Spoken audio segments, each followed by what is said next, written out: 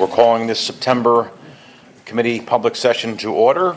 I note that some of the participants are participating via video conference. Today's board meeting is also being live streamed from the Port Authority website. If we could just have a little quiet in the back, please. We will now hold the public committee meetings, starting with the Committee on Operations, which I'll chair. We will conclude the public portion of today's meeting with the public board meeting. We'll now start the public session of the Committee on Operations. Earlier today, the committee met in executive session to discuss matters related to the purchase, sale, or lease of real property where disclosure would affect the value thereof or the public interest. At this point, we ask the board secretary to advise of the composition of the committee and any commissioner recusals.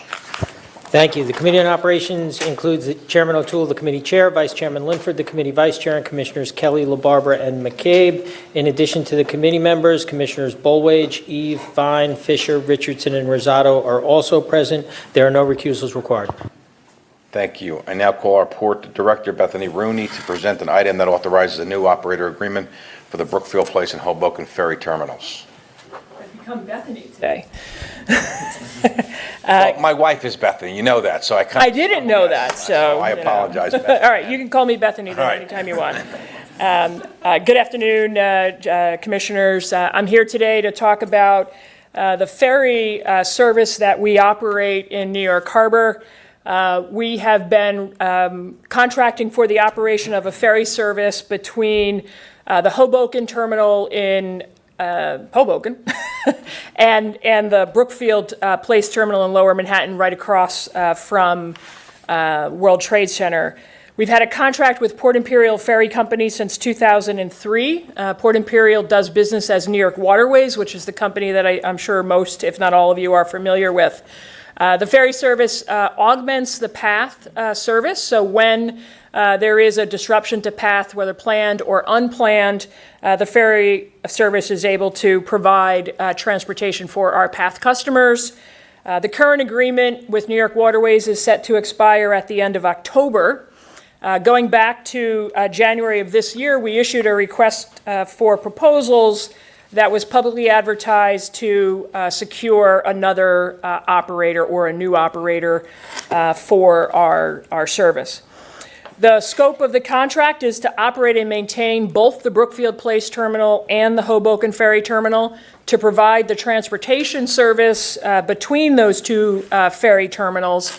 And then at both locations, we have the ability to provide slots or ferry landings for other ferry services or dinner cruise vessels that need a location to land. So the contract would allow for this entity to administer those slots on our behalf, and then, of course, to continue to provide alternative service for PATH when needed. So with the RFP that was issued in January, we received 3 proposals, which were evaluated by a multidisciplinary team throughout the selection process. New York Waterways was identified as the best, highest proposal. So we are seeking to continue to authorize New York Waterways to operate this service on our behalf, but with very significant and new contract terms.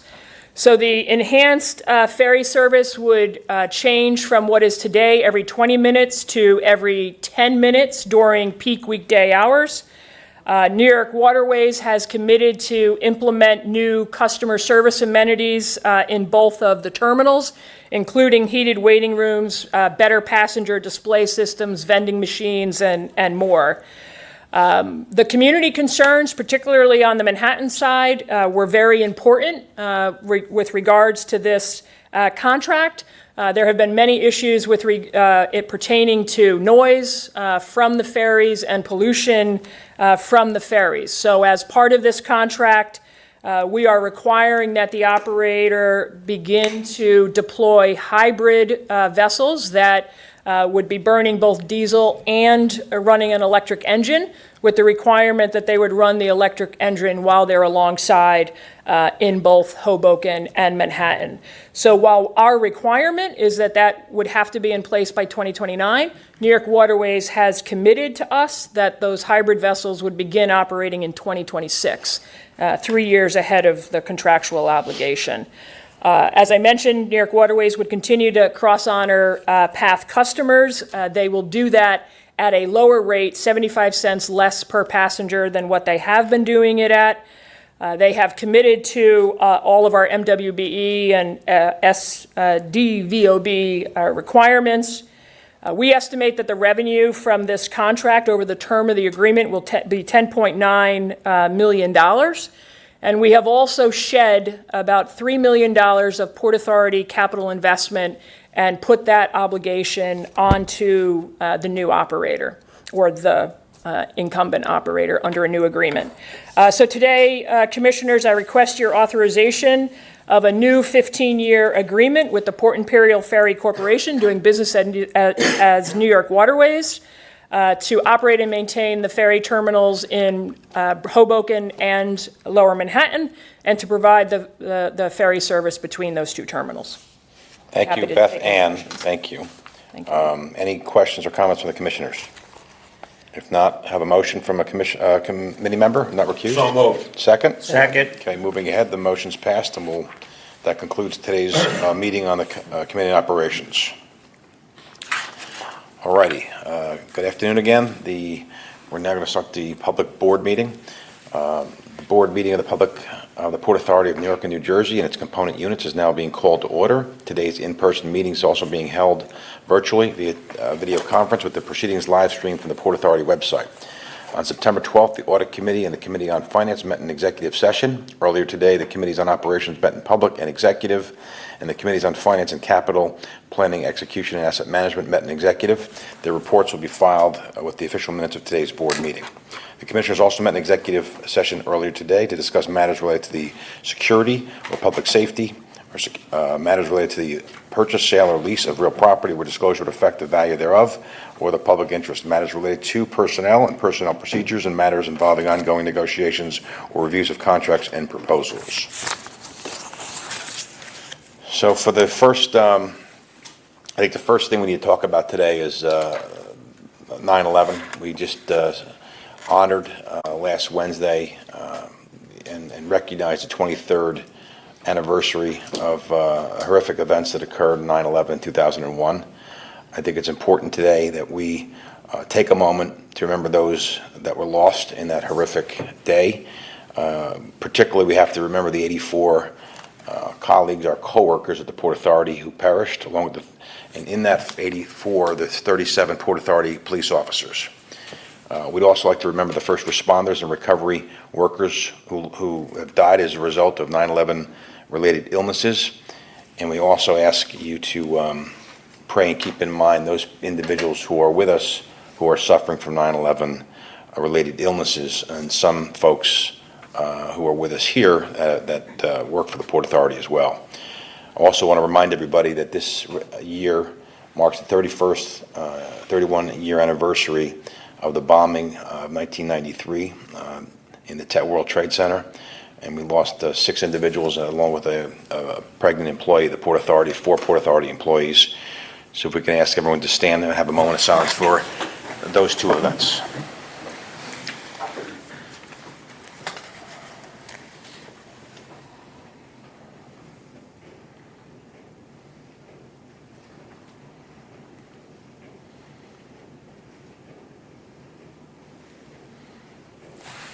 Thank you. Last week, and we don't call it a celebration, it's a recognition, it's an embrace, it's a remembrance. The Port Authority has been evolving and how we deal with the tragedy, the recognition, the never forget, dealing with family members, dealing with the Port Authority employees that have to live with what's occurred from 31 years ago, 23 years ago. And the Port Authority has a couple of events that I think are really special. Starting with the week before, there's the Pillars recognition. There's 11 employees who are recognized and given awards in, I think, 6 different categories. and they are given awards as leaders in the name of those 84 employees that passed away. It's really a special moment, and senior staff and Rick and I and the employees get together and honor those employees, and it's a special moment. It's special in terms of its recognition. It's also anointing and recognizing future leaders, but most importantly, it allows us to communicate our emotions and our recognition of the passage of those 84 employees. There's a number of other events, and there's a PATH event, there's an event at St. Nicholas Church, there's a very special Mass at St. Peter's, which is dedicated just to the Port Authority family, which I think is so special. And I'm hoping maybe next year we can kind of maybe create a timeline. Rick and I would like to get to all of them. And then, Rick, we finished our 9/11 in Jersey City, honoring the Port Authority Police Department and the family members who were affected by 9/11. I'm hoping maybe, Ed, you and Greg could kind of work out. I'd like to go to the PATH event. I've never been to that before just because the time is not really allowing us to get shuffled back and forth. But I'd really like to take some time and recognize the PATH event at St. Nicholas's Church if it's possible. The other event which I think needs to be recognized is the ceremony, the Rose Ceremony, which was done, I think, the Thursday before 9/11. And that, to me, it's been around, I guess this is the fourth year if I'm not mistaken. We gather down by the reflecting pools, and we gather with a small number of our employees, and I'm hoping that number grows next year. And we are each given a yellow rose, and with the name of a Port Authority employee that passed away in 2001 and those that passed away in 1993. And there's a couple of brief words from the rabbi. And each person, you get to take the rose, read the name, and kind of feel who that person was. And we have a discussion amongst the more senior Port Authority employees, what that person's job was, what they did. And there's always somebody, whether it's Lillian or Steve or a number of folks who just bring that person to life. And this year the theme was like, say their name and tell their story. And we just had that. It was really special. I know Commissioner Fine was there, and Commissioner, you may want to share some of the kind words you said and the feelings and emotions that you experienced as we were walking through the Rose Ceremony. Thank you, Mr. Chair. Thank you. I was so touched and honored to be at the Rose Ceremony, which was a beautiful ceremony, and I hope you'll all have a chance to participate. I felt how important it was to remember and to have a ritual where we gather and say people's names and think of people not just part of a big tragedy, but as individuals. And these are individuals who sacrificed their life for the Port Authority. And it was great to see colleagues and family members there to honor them and to recognize their sacrifice, but also all the Port Authority employees every day honor these individuals who are lost by working at the Port Authority, working to meet the goals and respect the service of these individuals who are lost, and to carry on with the traditions and a commitment to excellence. And that's really the greatest way to honor your colleagues, and we really appreciated everybody who participated. Thank you, Commissioner Fun. Anybody else want to be heard? Moving ahead, and obviously that, 9/11 has defined us as in my service here and our service here. It, listen, it stays with you every day, and I think some of the comments that Rick and I had at the St. Peter's Church is I think everything we do as an agency, every act, every movement, every positive project, every show of compassion, professionalism is all dedicated for the folks who have come before us, whether they worked 60 years ago, 80 years ago, but most importantly, we do that in recognition of those who have passed both of those tragedies 31 years ago and 23 years ago. And I think that hangs with us, and I think we use it as a point of motivation, and it's our North Star that keeps us moving in the right direction. While we're on this note, I also want to take a moment to have a moment of silence to share that we have lost one of our employees, a 22-year employee at PATH, Tennyson Lewis, passed away August 28th. He joined the port in 2001. And when people talk about Tennyson, they say two things: he paid attention to detail and he's extraordinarily dedicated to his job. So if we could just have a moment of silence for Tennyson.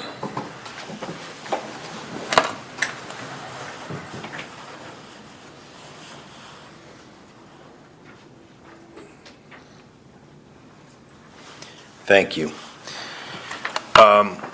Last moment of silence, and it's unusual, we have three, is something that some of us have lived with. There's a giant, legislative giant, Bill Pascrell, Congressman Pascrell, who passed away at the age of 87. He served 14 terms in Congress.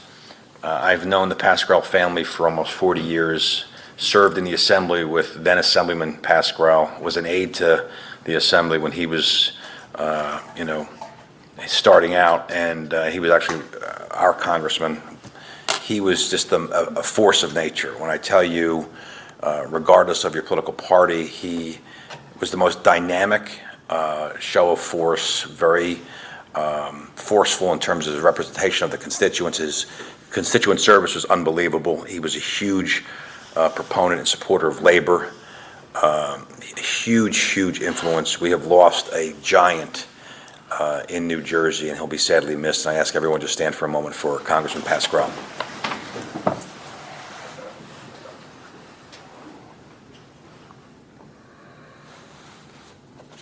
All right, thank you. All right, at this time, unless anyone wants to comment, we're going to move ahead and hear from our executive director. And you can provide your report, Rick. Thank you, Mr. Chairman. Commissioners, the agency finished the summer with very strong volumes across our facilities. The airports set an extraordinary record for the busiest summer travel period in the history of the agency. The Seaport continued its strong performance and maintained its position as the second busiest port in the nation. And we hit a key milestone in the local permitting process related to the Midtown Bus Terminal Replacement Project. Before turning to these subjects, I want to say thank you, as we always do, to the employees of the agency who enable our facilities to function at the high level that they do. We are also thankful and grateful to the 2/3 of our workforce that is represented by unions and to the leaders of those 23 unions that represent our workforce. As you've noted, Mr. Chairman, on a more somber note, the agency in the course of the last 10 days has come together in our various rituals to acknowledge the 23rd anniversary of September 11th, 2001, and to recommit ourselves this and every year to our promise to honor those who lost their lives on September 11th, 2001 at the 93 World Trade Center bombing, and those who have suffered 9/11 related illnesses, and to never forget their sacrifice. Turning to our facility operating volumes, at the airports, 2024 was the region's busiest summer ever for air travel, with volumes exceeding 40 million passengers, surpassing the record previously set in the summer of 2023.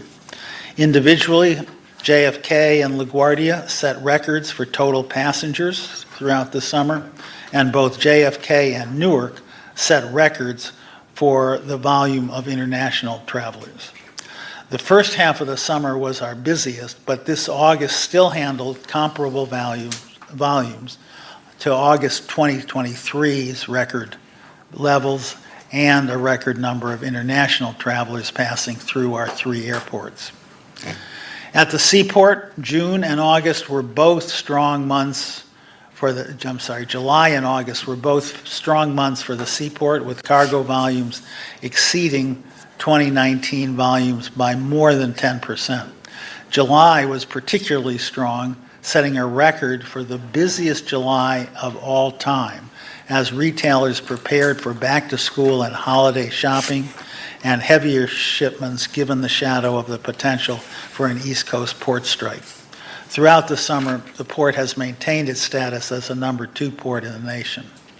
Our bridges and tunnels throughout the summer had vehicular volumes that continue to meet or exceed pre-pandemic levels. And at Path's ridership throughout the summer was steady, with volumes at approximately 2/3 of pre-COVID 2019 volumes. The high point of the summer was the system's hitting on July 4th, the highest ridership since 2013. That was the last year that Macy's fireworks were launched from the Hudson River before this summer. At the Midtown Bus Terminal Replacement Project, this week, that project took an important step forward in the local New York City permitting ULURP process when the project was presented at a public hearing of the City Planning Commission. The CPC is targeting a vote on the application at their next meeting scheduled in October. With respect to the JFK redevelopment and the extraordinary construction activity that is happening there, the $19 billion redevelopment is in full swing with the busiest period of construction taking place this summer and next summer. On top of the heavy construction period, the region, as I've noted, saw the busiest summer in the nation's history in terms of passenger volumes.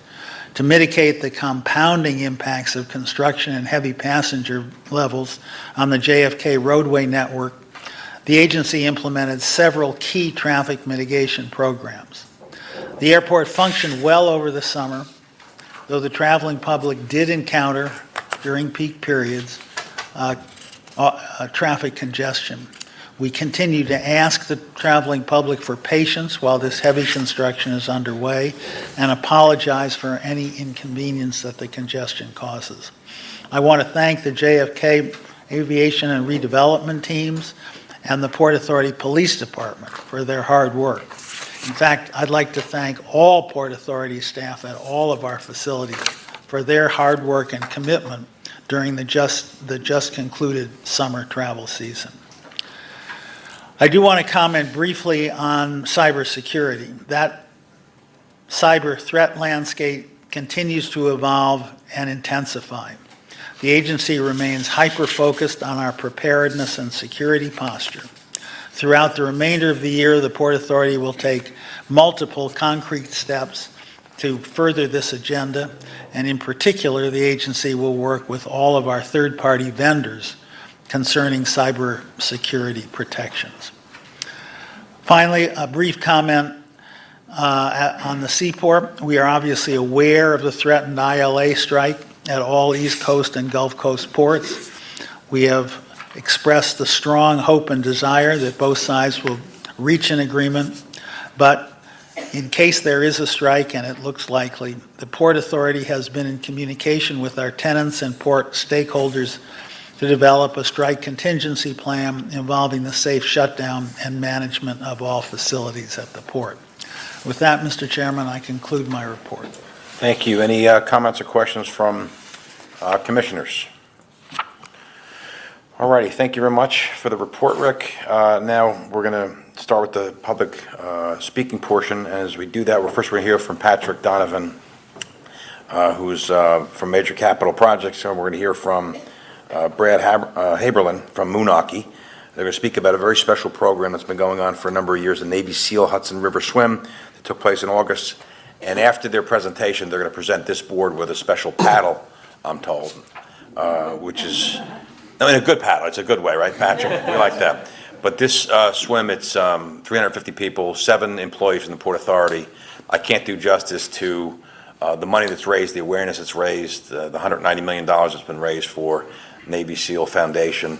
So, Patrick, why don't you, by way of introduction, just talk about it, and maybe, Brad, you can give us a little bit some context, and then after that, there's a short video to do some justice to what you folks actually did, which I don't think anybody on this podium would actually partake in, having seen what they've done. So, Patrick, walk us through what we're talking about here. Yep. Good afternoon. Thanks for having us and giving us a chance to present and fill you in on this event. This is the 6th year, past August.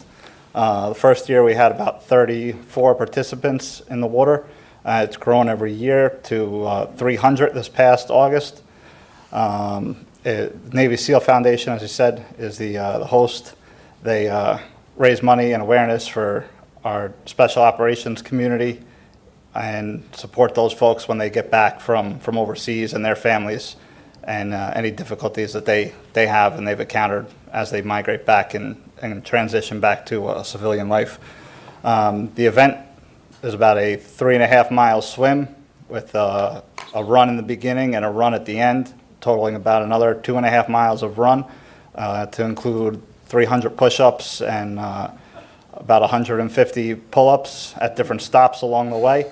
But I think it really ties into what you were speaking about before with 9/11 and bringing it all together, right? There's a lot of first responders, a lot of military members, and to end at the World Trade Center, where most of those people have some ties to, whether they have family that was there on 9/11, a lot of them, or they went into the military for that reason because of 9/11, and to end the event there really brings it all together.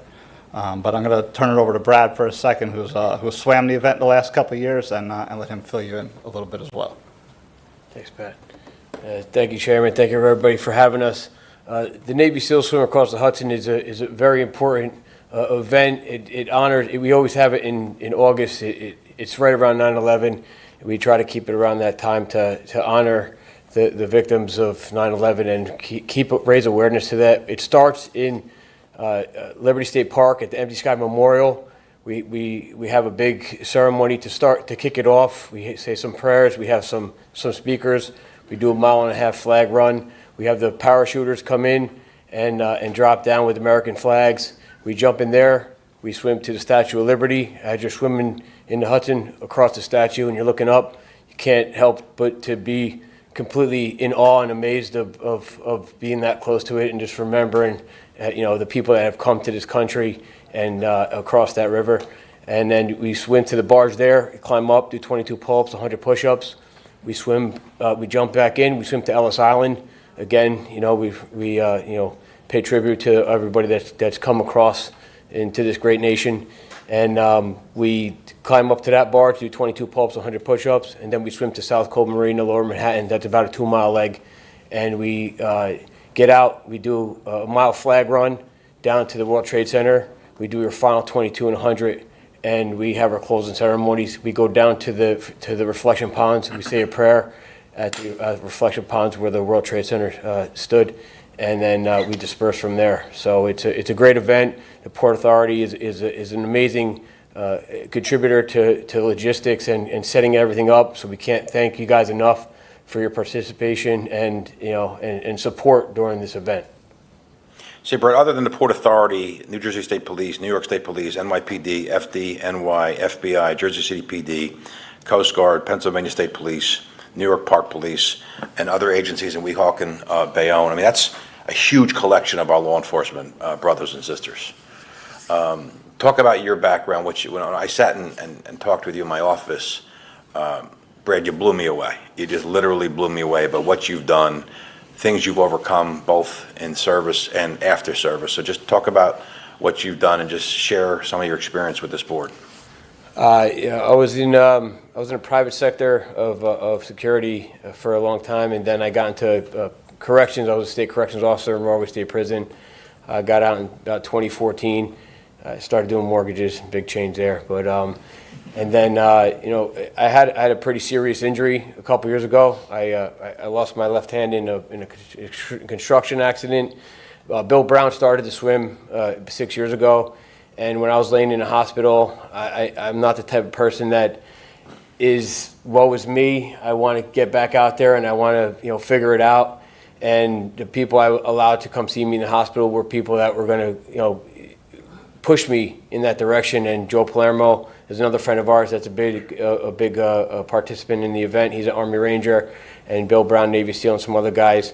And that's when Joe was telling me about the Bataan Death March, Memorial Death March, which is a 26-mile, 45-pound rucksack race in the desert in New Mexico at White Sands Missile Range. So I did that about 8 months after my injury, and then I said to Bill, I want to do the swim.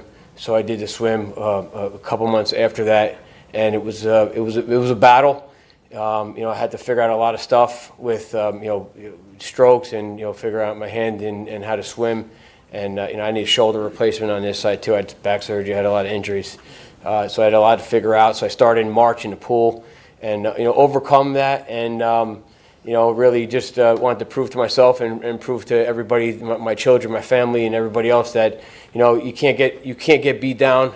Life's going to happen. You're going to get beat up, and you have to figure out the next step and overcome it and keep pushing forward and making things right and doing positive things in this community. And then actually last year I decided to run for council. I won a council seat in Moonachie.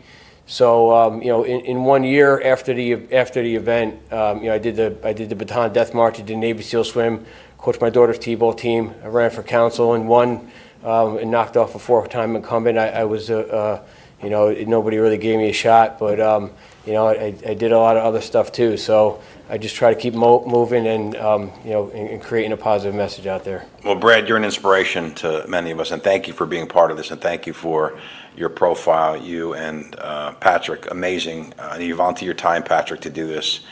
Great effort, and we couldn't be more appreciative. So at this time, if we could, first of all, round of applause for these two.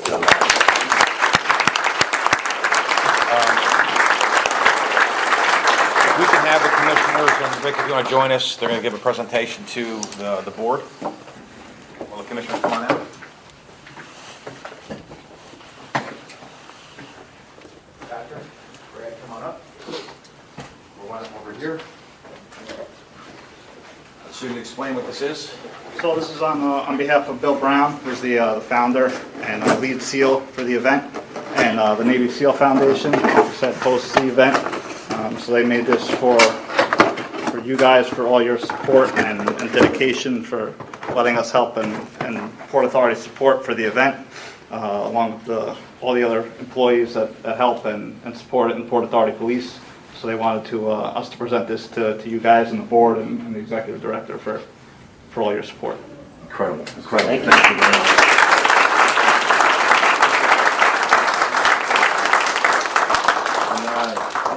I sat down with the chairman and explained to him that we all signed some flags before the event when everybody's coming in, flying in from all over the country and sometimes the world.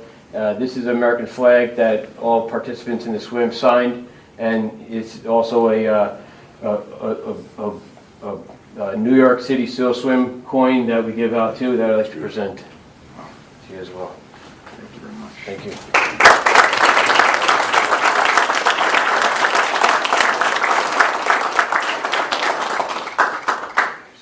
Thank you, folks, for coming. Appreciate it.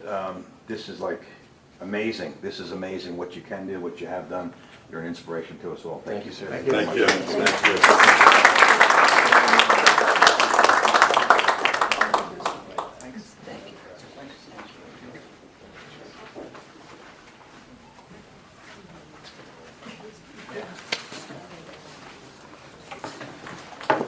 Have a change in the speaker list. Huh? Have a change in the speaker. Jeff, is that crazy? It's fabulous. Isn't it unbelievable? All righty, folks. I hear you're going to be doing it next year? No. Gotta get somebody. I know. All right, it's now time to hear from the public. We're going to provide an opportunity for members of the public to comment. Chairman? On yeah, I thought you wanted the video. I'm sorry. You're right. Thank you. Go to the video. Here's a little news flash for you. Almost every SEAL hates swimming.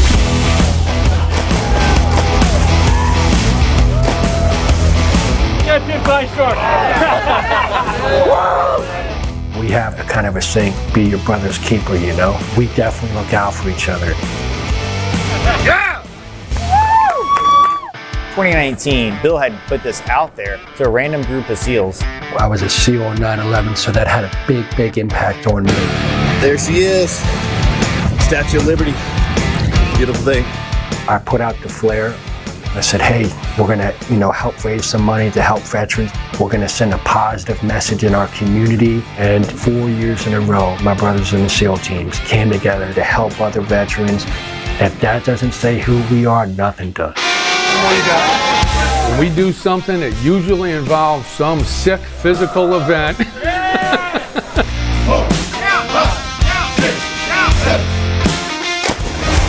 Not a lot of people are going to get the opportunity to jump into the Hudson, swim to the Statue of Liberty, then swim to Ellis Island, and then into Manhattan. Woo! Jelly, woo! The Navy SEAL Foundation event, really pretty cool. After my amputation, swimming was a whole lot easier than running, so I was like, okay, let's go swim the Hudson. There'll be a run along the Liberty State Park. From there, we go into the water. 3 1-mile swims. And then we do 100 push-ups and 22 pull-ups. And the pull-ups signify the 22 veterans that commit suicide every day. The people who are here represent people who can't be here. We just need to get people back together and understand that there's a cost to that freedom. This swim represents that cost. I know what we're doing helps a lot of veterans. It's very rare to have that experience where guys with similar background all coming back together to do this thing, a swim. Ah, won! Motivating, cultivating, and inspiring one another for the fundraising component of the veterans and the camaraderie. Don't throw me in! Laughing and telling stories and having an amazing time. Feels so good, man. Year number 4. Amazing, amazing. It's a bunch of guys who truly believed in patriotism and freedom and were willing to go fight and be wounded and lose friends in order to hopefully preserve the freedom we have as a nation. Let's honor these guys we lost, man. It's going to be amazing. PAPD, the Border Guard, NYPD, FDNY, the Coast Guard. When I look at the roster of all the men and women who come to do the swim, that's what makes this event beautiful. I wasn't a SEAL, I was in the Air Force. I'm an Army guy, Green Beret. I'm actually a trooper with the Pennsylvania State Police. I was in the Army in the Vietnam War. It's important to me to show this respect and the love for other service members, and nobody's tougher than SEALs. Being a SEAL, being a frogman is important to me, but that's over with. I think what my job now is to help those who weren't as fortunate as I am, and I'll continue to do that until the day I check off the net. Being victorious and glorious with your brothers is a beautiful thing, you know. All these great people come together to help other veterans, to respect and honor all those other great Americans, to respect all the great ideals and beliefs that those iconic monuments represent for our nation. It's an amazing and epic event.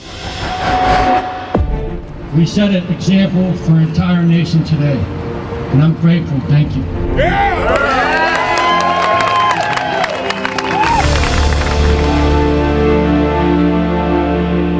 So good luck tomorrow. Thank you for your service. I know, I gotta swim.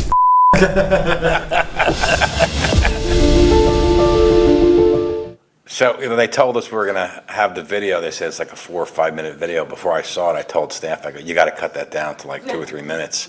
They came back to me and they said, we can't cut a thing. I said, we just can't cut a thing. Then you look at it, you can understand why. But I tell you, I am moved. I have goosebumps, Brad, and just looking at that, it's just astonishing. It talks about their service and what they've done for our country, both today and yesterday and decades ago. So thank you again for sharing that. Much appreciated.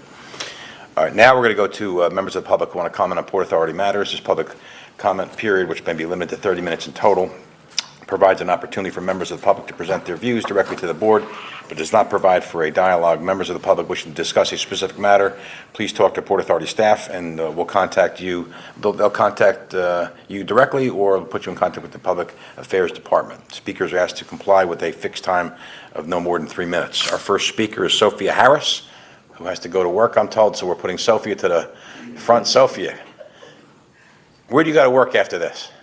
Back at the airport. Okay. We want to get you there in time, so you're first. Welcome. There you go. Thank you. So I'm reading on behalf of Yvette Stevens. She was supposed to, this is her story. So she had an emergency.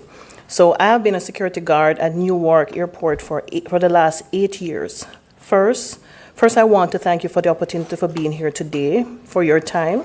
I want to thank you for what you have been doing for the airport workers for the past, raising wages and the standard for us. Since I've been working at the airport, I've seen my hourly salary increase from $10 to $15 to $19. I am grateful for those increase, but this September 1st was the first year that I didn't get an increase.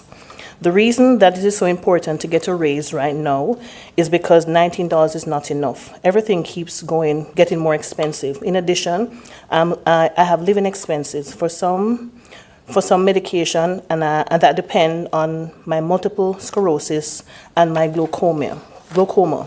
For this past March, I lost my fiance of 22 years who helped me with household expenses. As in May, I lost my daughter, and now I have a great-granddaughter that is 1 year old, and I have to take care of. I've been able to afford many expenses for her. To make it worse, my work hours have been cut from full-time to part-time.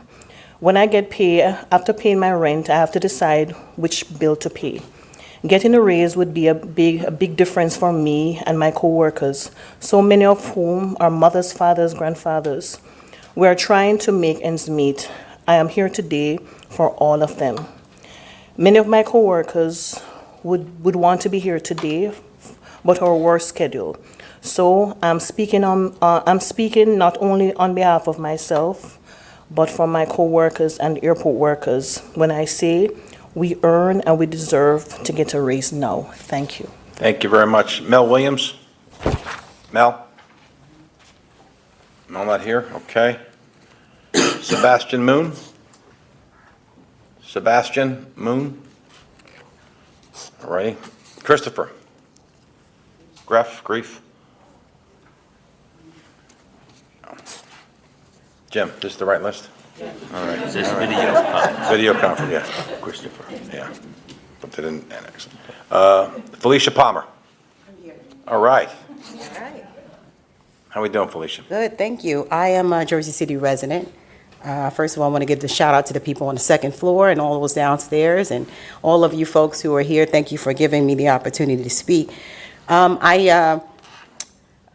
I live downtown Jersey City. I've been here since '95. I want to comment about the PATH service between Newark and World Trade Center, as well as the general weekend service, as well as make a small comment about TAP. So, let me get to the part here. So the weekend service from World Trade Center to Newark is deplorable and abusive to customers. It's understandable that current construction at World Trade Center is resulting in delays. However, I'm not referring to that. I'm referring to the regular schedule that is on weekends. There is no reason a platform and train should be dangerously packed at 9:45 on a Sunday morning when I'm going to church, where people are going to work, where people are going in for a nice day in New York City. I have pictures, but I don't have them available printed, but I can certainly show those to you. This seems to be the same schedule, and as a matter of fact, I asked a PATH representative if this was the case. It's the same schedule it's been on for the last 20 years, and it has not kept up with the exploding demand and population in Jersey City. It's clear to me that no one from the board, from the PATH services, take the PATH, because you would be aware of what I'm talking about, and I'm sure you would do something about it if you knew what we were enduring. So I want to know, when is there going to be an update to the service on weekends to accommodate the exploding population in Jersey City? I did hear earlier that the ridership is about 75% of what it was pre-COVID, and it's growing in all capacities. So there needs to be schedule changes to account for the fact that people are regularly leaving Jersey City to go to World Trade Center on the weekends. Regarding TAP, I love the service. It's very convenient. I think a lot of people enjoy the convenience of using TAP. I think the only issue is that there really isn't a mechanism for customers to be able to track the TAPs and be able to determine whether they've been overcharged. Now, I did originally submit that this was an issue. I had an overcharge, but it turned out that my overcharge was with Omni, right? So Omni and PATH came out around the same time, and for a regular customer, we really can't tell the difference because it looks exactly the same. The point of the matter is that when I tap my card, unless I have an account with Omni, with TAP, there's no way for me to track to see whether or not I've been overcharged. As a matter of fact, the charges show up from the day before. So you don't know if the tap was from the day before or the day of, so you can't really tell. So there needs to be a mechanism for folks who are regular, who don't have accounts, who are just tapping, to be able to notify that they have been overcharged and get a reconciliation. Thank you, Felicia, appreciate it. Just a note, many of us actually take the path, we do take the path, just so. Okay, thanks. Murray Bowden? Murray? He's not here. Where's here? He's here. Oh, is he? Yep. Over there.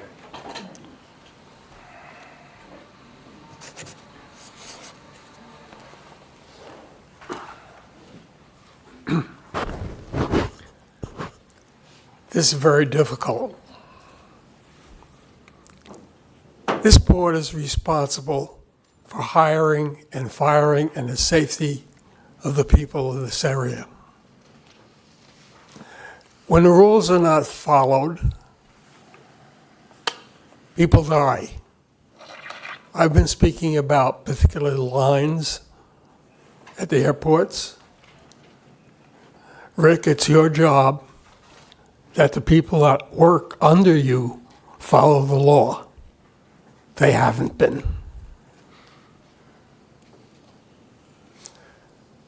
I've tried for years to try and get people to get it right. Now that you're having self-driving cars, people are distracted because they're reading their texts on their email, and the light turns green, and you all know somebody honks the horn because somebody wasn't paying attention. So when they look up, they need to see consistent lines. Rick, I've worked with your traffic consultant years ago. They were never implemented. When you built LaGuardia Airport, I had a whole series of suggestions that were information for the driver, was never implemented. It's your job to see that they get implemented and the law is followed. And if they don't follow the law, your traffic engineer knows a lot about it, but he hasn't been implementing it, then you fire them and replace them. And if Rick doesn't fire them, it's this board's job to fire Rick. I've already asked the Thruway Authority to fire their chief executive, Frank, whatever his name is, because I've presented him with inconsistent, illegal lines that he doesn't correct. So where does the buck stop? I won't be here much longer. I'm fighting the onslaught of dementia. I've asked people to pull me off here if I talk too fast or too long. People come up to me and tell me stories about myself. I have no idea what they're talking about. There's a sign up there that says 26 minutes left because I said, when I'm talking to you, I talk to you. I don't watch the clock. I've arranged for somebody to tell them and take me out if I talk too long. So who's responsible for the law? Today, people look up, they need to see a yellow line on the left, a white line on the right. If you break the law, why should we follow it? One more second. There are cafes on the tax right in front of you, all of you, and cups, because plastic bottles are not out. And yet, the chairman of the board brings a plastic bottle. This young lady has a refillable bottle. I can't do it. It's obvious that we have global warming. You've said nice things, but you haven't followed up. I'm going. Thank you, Murray. Hudson Williams, please. Hudson, come on up.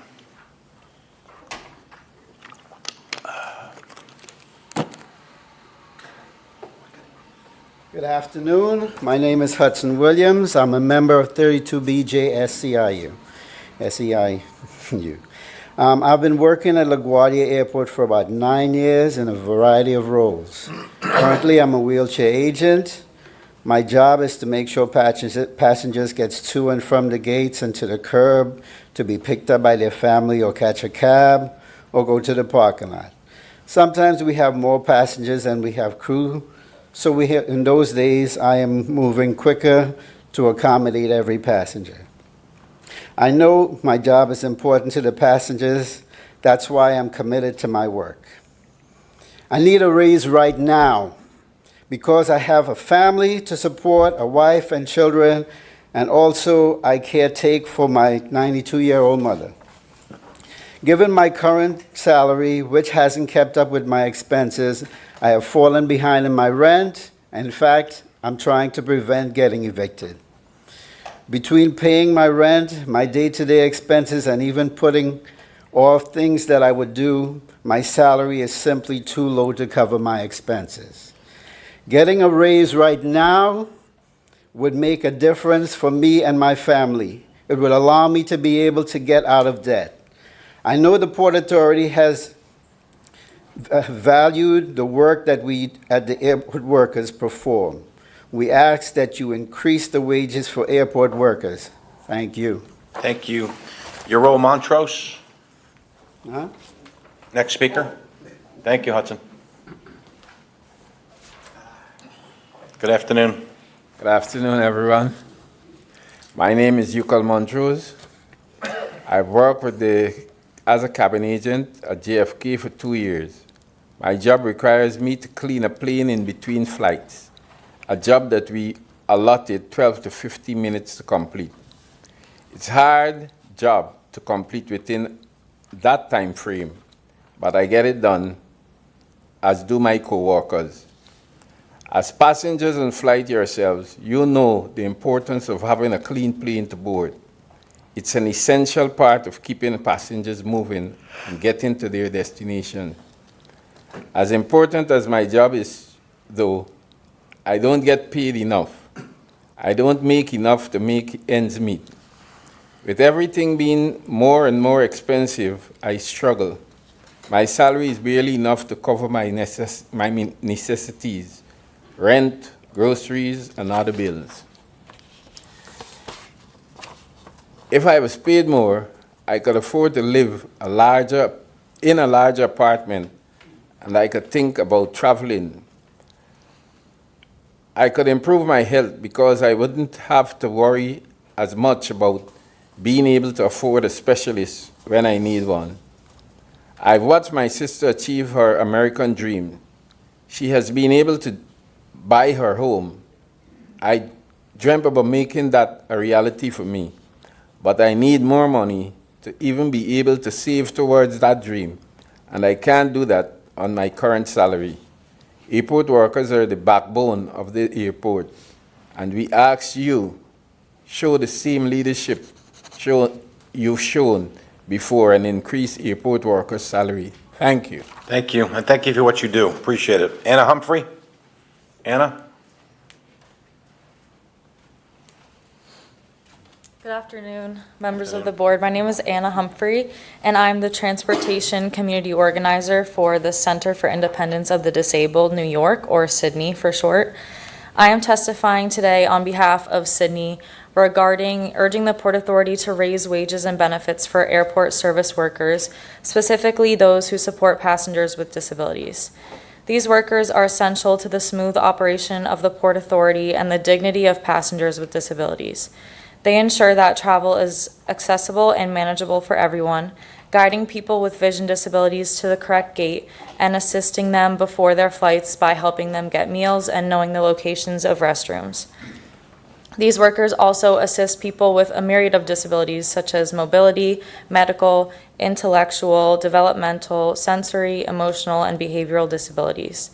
These workers must be trained regarding the specific disability-related language to use, disability etiquette, how to use equipment required for disability-related transport, and how to assist a person with a disability appropriately with dignity and respect. One of these essential tasks is transporting people using wheelchairs to and from their seats on the plane, which requires training and expertise. Additionally, these workers need skills including being proficient in multiple languages like American Sign Language for deaf passengers and understanding the diverse needs of their clients. Moreover, it is essential that the workforce is diverse in order to account for the needs and preferences of travelers. The responsibility of these workers is critical, from ensuring that passengers with disabilities reach their flights on time to staying with them until they are safely boarded their flights. Professional airport service workers with these skills are essential to safe and dignified travel. The Port Authority has been a national leader on the importance of competitive wages to ensure a stable and qualified workforce. However, wage standards at JFK, LaGuardia, and Newark have now fallen below the local cost of living, and these employees increasingly face considerable financial strain due to inadequate compensation. Currently, these essential workers earn only $19 per hour, significantly less than the living wage of $28 per hour needed in the New York, New Jersey metro area for a single individual without dependents. This disparity not only impacts their financial stability, but also undermines the quality of care they can provide. It is crucial to pay them a livable wage to ensure they are motivated and well-equipped to offer the highest standard of care. Competitive pay is crucial to attract and retain the highly skilled professionals needed to deliver the caliber of service that passengers with disabilities require. Sydney urges the Port Authority Board to take decisive action to raise wages and benefits for these indispensable workers. Thank you for your time and consideration. Thank you. Jacqueline Guilty. Jacqueline?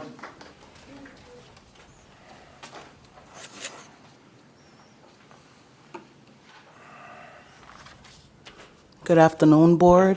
General public. My name is Jacqueline Giddy. I work at OTG Terminal C for the last 6 years, making $19 an hour. I'm a single mother of 4 and proud member of Unite Here Local 100. This is not the first time that I'm here, and I plan to attend as many board meetings as I possibly can. It's impossible to survive on $19 per hour. It isn't enough to keep up with the increased cost of living. My coworkers and I are asking to raise the minimum wage for airport and airline catering workers with a multi-year standard and guarantee parity in health insurance, vacation, and holiday standards for New York and New Jersey. It's time for all these companies to give the workers who make the companies or generate the company's money enough support to take care of themselves and their families. One job should be enough. We need a wage that lets us live comfortably. Workers like me have seen our rent, bills, groceries, and the price of just about everything rise. We need wage increases to raise standards for airport and airline catering workers. When we fight, we win. Thank you so much. Thank you very much. Patrick Jean?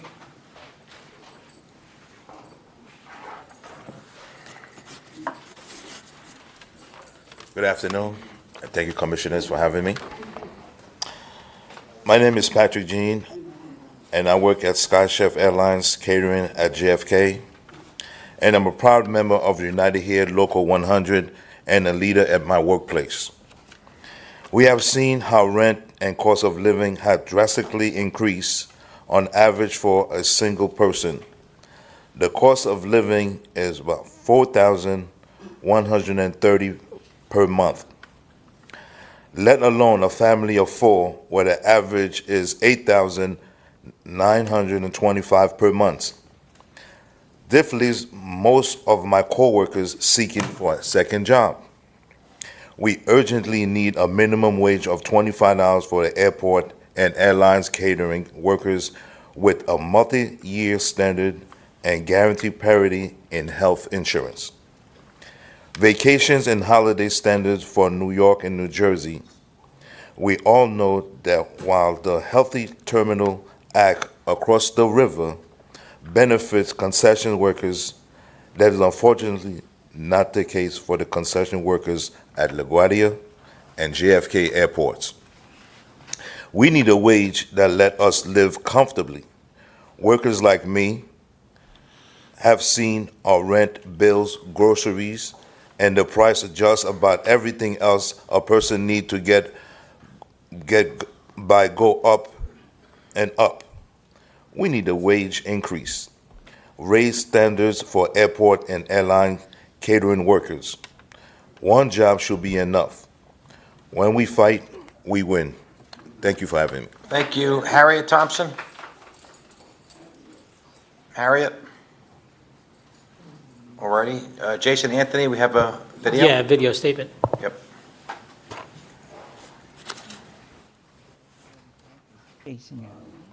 Unfortunately, I couldn't join you guys today due to classes.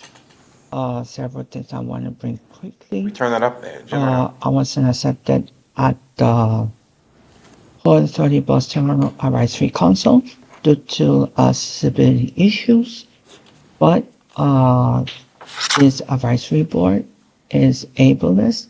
This has to be corrected immediately. We want to know when you guys are going to meet with accessibility advocates like myself and Christopher D. Greif and Deborah Greif. Well, we want to know when you guys are going to fix signages at the Port Authority bus terminal and other destinations. Well, we're going to make this short and sweet. That's all I have to say for this month. Thank you very much. Thank you. Another video. Matt, Bucky's Highland. Chairman, good afternoon, everybody. I'm Matty W. Bucky's Highland. Well, I do appreciate speaking at these Port Authority meetings and send you video statements. I promise you I'll come in person one day, either in New York or in Jersey City. I wish there was a mode of option as well, speaking to you live via teleconference, such as Zoom, like the MTA does. I saw you that visit. I saw you that stuff. So anyway, with that being said, please have a great weekend, and God bless each of you. And now send back to the Honorable Kevin J. O'Toole in Jersey City. I love him. Thank you. Is that any more speakers? That is all. Statements or videos? Okay. Thank you. We'll now proceed with the voting of items. Each of the respective committee chairs will provide a brief report prior to each of the matters being considered. As chair of the Committee on Operations, I'll now present three items. The first item, which was presented in committee earlier today, authorizes a 15-year agreement with New York Waterway to operate and maintain a Brookfield Place and Hoboken ferry terminals, including provision of ferry service between the terminals. Prior to making a motion, I want the board secretary to note any recusals.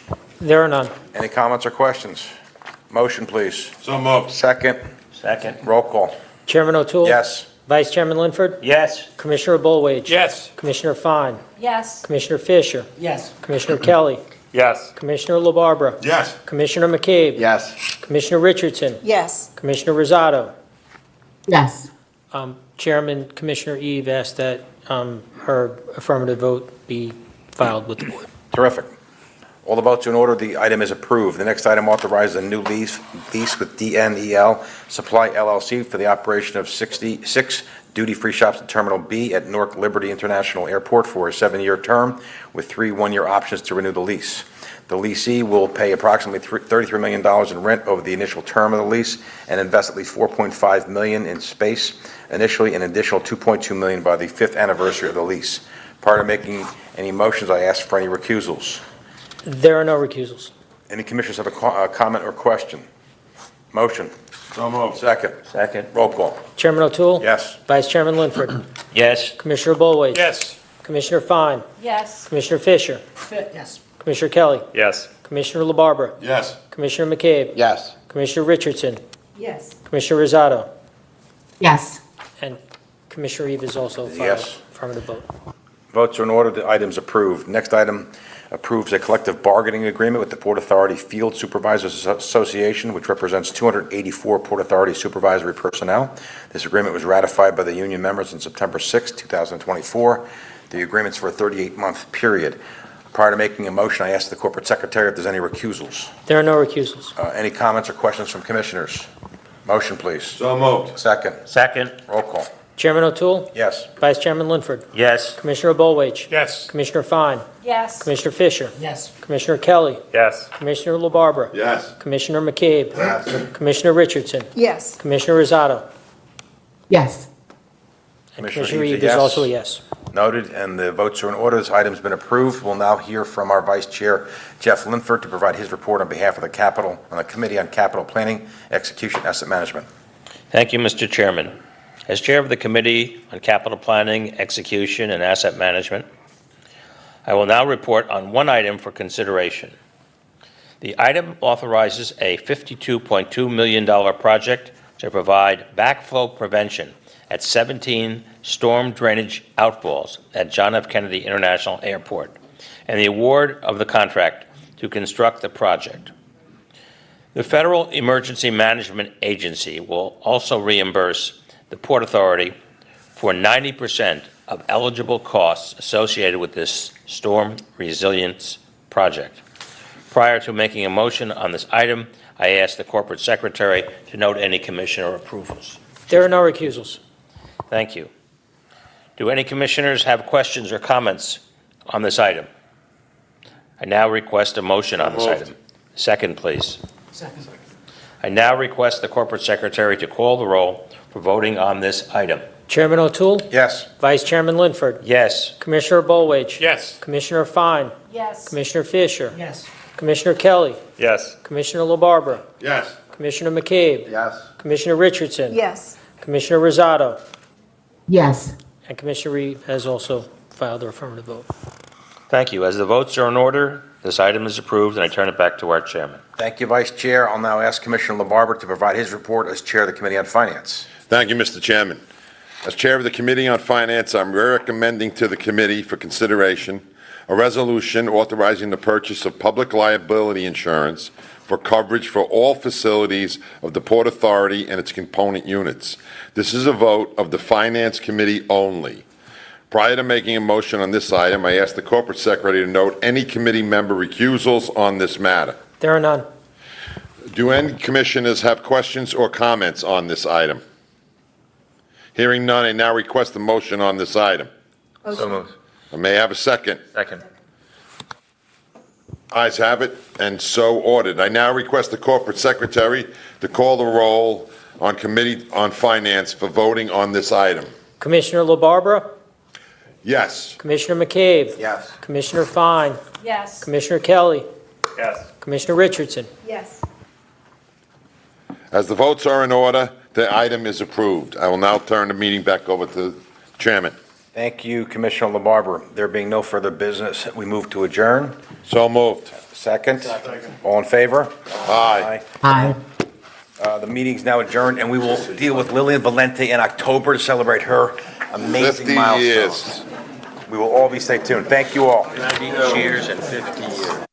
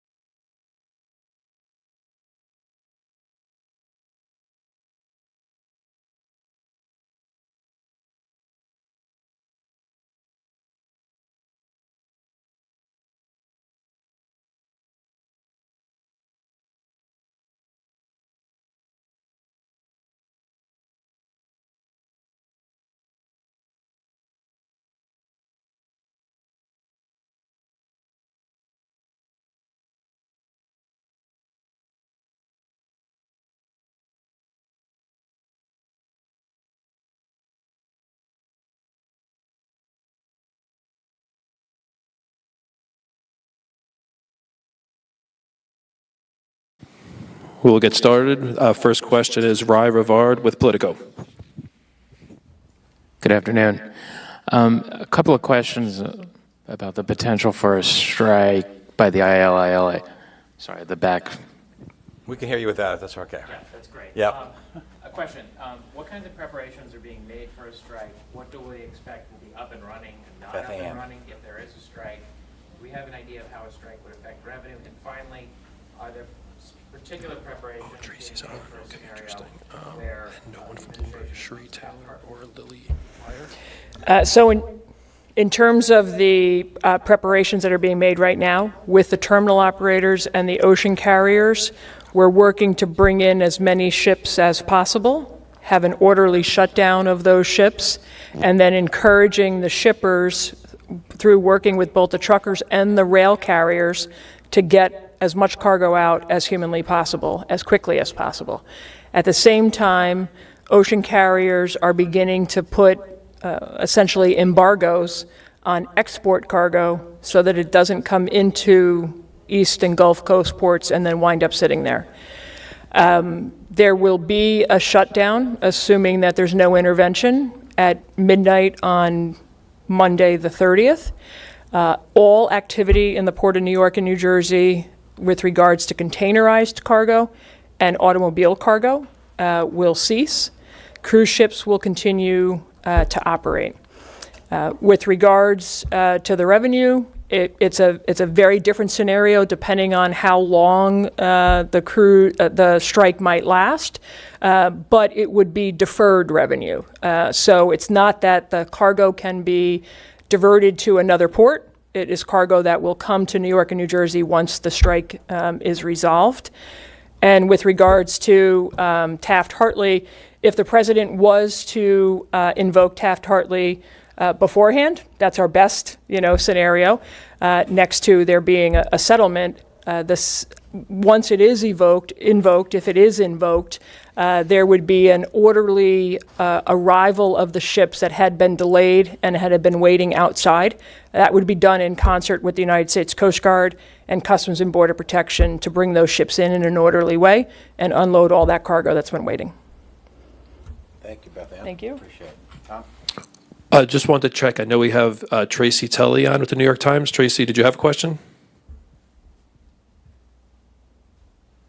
No, thank you. I do not. Okay. Next question is Lorianne Laraco with CNBC. Hi there. Thank you for giving me this opportunity.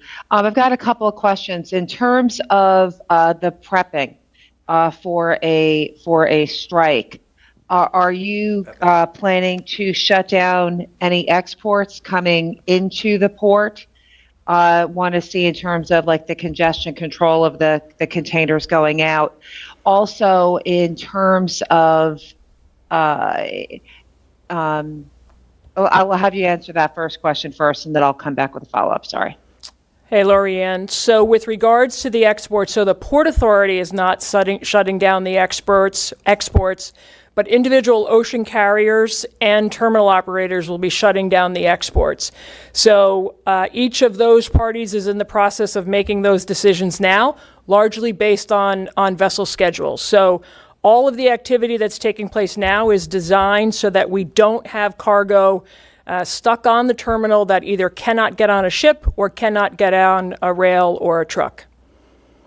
And so the ramping down, can you walk through a possible timeline so logistics operators can kind of anticipate of when they might hear? Like, when do you anticipate hearing from the ocean carriers and whatnot about the ramping down? Yeah, so within just the last couple of hours today, a number of ocean carriers have announced their plans in terms of embargoing export cargo coming to the East Coast from the Midwest.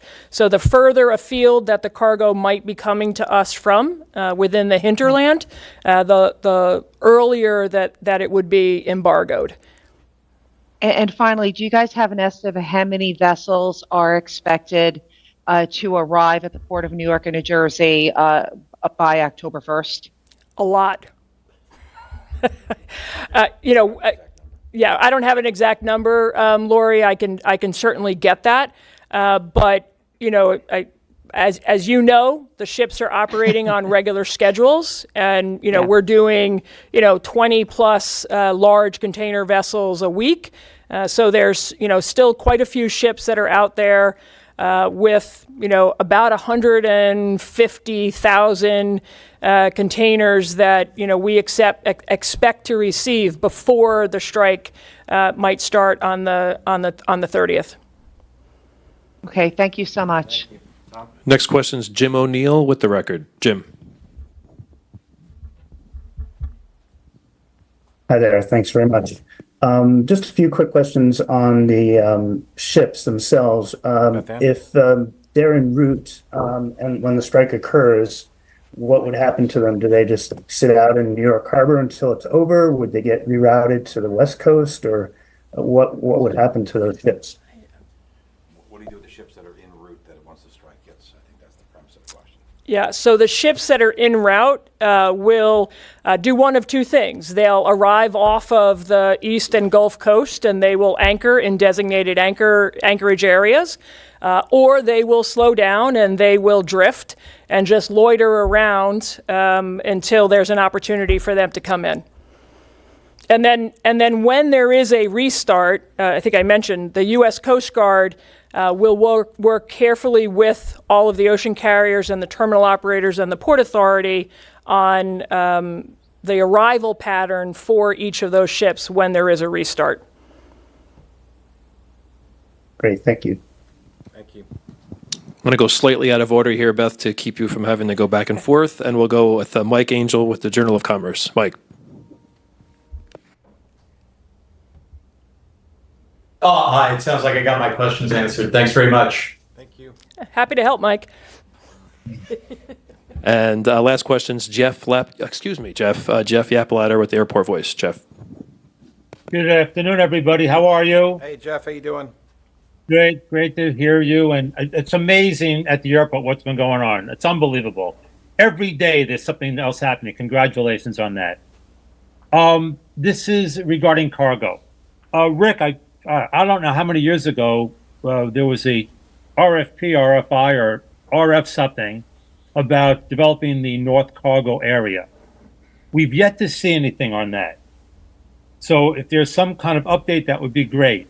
In relating to that, there also seems something very interesting happening. It's confusing and really of concern to a lot of the cargo companies at JFK. It appears that many leases with companies are either being changed, not renewed, and it's leaving many of the cargo people very confused. Part of it's due to the anticipated demolition of some of the buildings and new buildings. So any comment on that, what's happening, and whether that's any kind of move to bring people to Stewart Airport instead of here? Jeff, the cargo situation or the future of cargo handling at JFK remains a very high priority. Given the amount of construction activity on the terminal side, the roadway side, on the passenger terminals, it has taken somewhat of a back seat in terms of what the airport can handle. But we do anticipate getting to the cargo agenda on as urgent a basis as we possibly can. And how about the leasing situation? Well, leasing, I'm not clear what it is that you're referring to. I guess so. Why don't we get an executive from aviation to talk you through it? But there's not a program here. There's not an organized effort beyond the redevelopment project, which obviously is in full swing. Okay. Well, thank you. Thanks, Jeff. That concludes the Q&A. Thank you very much, everyone. Thank you, Beth Ann.